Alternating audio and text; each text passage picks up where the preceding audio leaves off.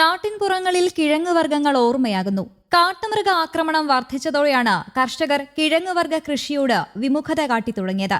ഇതോടെ കിഴങ്ങുവർഗ്ഗങ്ങൾക്ക് കടുത്ത ക്ഷാമമാണ് അനുഭവപ്പെടുന്നത്. ഒപ്പം വിലയേറുകയും ചെയ്തു. കാട്ടുമൃഗങ്ങളെ ഭയന്ന് മലയോരത്തെ കൃഷിയിടങ്ങളിൽ ഒരു കാലത്ത് വിളവെടുത്തിരുന്ന കപ്പ, ചേന, ചേമ്പ്, മധുരക്കിഴങ്ങ്, കാച്ചിൽ തുടങ്ങിയവയാണ് അപ്രത്യക്ഷമായി കൊണ്ടിരിക്കുന്നത്. ഇവയുടെ കൃഷിയിൽ നിന്നും കർഷകർ പിന്തിരിഞ്ഞു തുടങ്ങിയതോടെ വിപണിയിലേക്ക് ഉൽപ്പന്നങ്ങളും എത്തുന്നില്ല. കൃഷിയിലേക്ക് തിരികെ എത്താൻ ആഗ്രഹിക്കുന്നവർക്ക് വിത്ത് വിളകളും കിട്ടാനില്ലാത്ത സ്ഥിതിയാണ്. കാട്ടുമൃഗങ്ങളിൽ നിന്നും സംരക്ഷിച്ചു നിർത്തി വിളവെടുക്കുന്ന ഉൽപ്പന്നങ്ങൾക്ക് ന്യായവില ലഭിക്കണമെന്നതിനാൽ വില താഴ്ത്തി നൽകാൻ കർഷകരും തയ്യാറാകുന്നില്ല. കാലാവസ്ഥാ വ്യതിയാനവും കർഷകർക്ക് വെല്ലുവിളിയാണ്. പകൽ ചൂടിന്റെ കാഠിന്യമേറിയതും പിന്നാലെ കാലം തെറ്റി പെയ്യുന്ന മഴയുമെല്ലാം ഉൽപാദനത്തെ ബാധിച്ചു. വേനൽ മഴ ലഭിച്ചതിനു പിന്നാലെ കിഴങ്ങുവർഗ്ഗ കൃഷിയിലേക്ക് കർഷകർ തിരിയാറുണ്ടെങ്കിലും അധ്വാനഭാരം ഏറെയാണെന്ന് പറയുന്നു. കൃഷിയിടങ്ങളിൽ കാട്ടുമൃഗങ്ങൾ കടക്കാതെ സംരക്ഷിച്ചു നിർത്തുകയെന്നത് ഭാരിച്ച ജോലിയാണ്. ടിൻഷീറ്റുകൾ കൊണ്ടും സോളാർ വേലി കൊണ്ടും മറ തീർത്താണ് കൃഷിയിലേക്ക് കടക്കാറുള്ളത്. വിലയിൽ കേവൻ ചേന തന്നെ.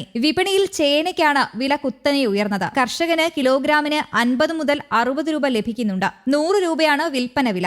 വിത്തിനങ്ങൾക്കായി ഇതര ജില്ലകളിൽ നിന്നും ചേന എത്തിച്ച് വിൽപ്പന നടത്തുന്നുണ്ട്. കാച്ചിൽ കിലോഗ്രാമിന് 80 മുതൽ 90 രൂപയാണ് വില വരുന്നത്.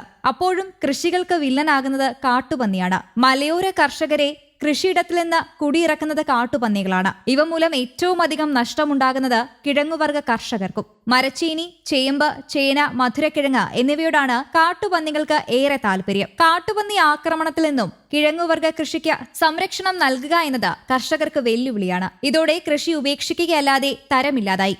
കിഴങ്ങുവർഗ്ഗ കൃഷി വൻതോതിൽ കുറയാനും ഇത് കാരണമായി. മരച്ചീനി മാത്രമാണ് മൊത്തമായി കൃഷി ചെയ്യുന്നത്. ഇതാകട്ടെ പന്നി കൃഷിയിടത്തിൽ പ്രവേശിക്കാതിരിക്കാനുള്ള സംരക്ഷണ വേലിയടക്കം നിർമ്മിച്ചാണ് കൃഷി നടത്തുന്നത്. അതേസമയം തെങ്ങിൻ തൈകൾക്ക് കൃത്രിമമായി വില വർദ്ധിപ്പിക്കുന്നു. പൊതുവിപണിയിൽ തേങ്ങയുടെ വില വർദ്ധിച്ചതിന്റെ മറവിലാണ് തൈകൾക്കും വില കുത്തനെ ഉയർത്തുന്നത്. ഇതിനു പിന്നിൽ സ്വകാര്യ നഴ്സറി ലോബിയാണെന്നാണ് ആക്ഷേപം. ഇതിന് കൃഷി വകുപ്പിലെ ഉദ്യോഗസ്ഥരുടെ ഒത്താശയുണ്ടെന്നും കർഷക സംഘടനകൾ ചൂണ്ടിക്കാട്ടുന്നു. കുറ്റ്യാടി ഇനത്തിൽപ്പെട്ട തെങ്ങിൻ തൈകൾക്ക് 3 മാസം മുൻപ് 100 രൂപയിൽ താഴെയായിരുന്നു വില. ഇപ്പോൾ 150-ന് മുകളിലായി. ചെള്ളിശല്യം ഉൾപ്പെടെയുള്ള പ്രശ്നങ്ങൾ മൂലം കൃഷിയിൽ നിന്ന് പിന്മാറുന്ന സാഹചര്യത്തിൽ വിലവർധന കേരകൃഷിക്ക് തിരിച്ചടിയാകും. വേനൽക്കാലത്ത് ജലദൗർലഭ്യമുള്ളതിനാൽ തൈകൾ വെച്ചുപിടിപ്പിക്കാറില്ലെന്നിരിക്കെ വിലവർധന അനവസരത്തിലുള്ളതാണ്.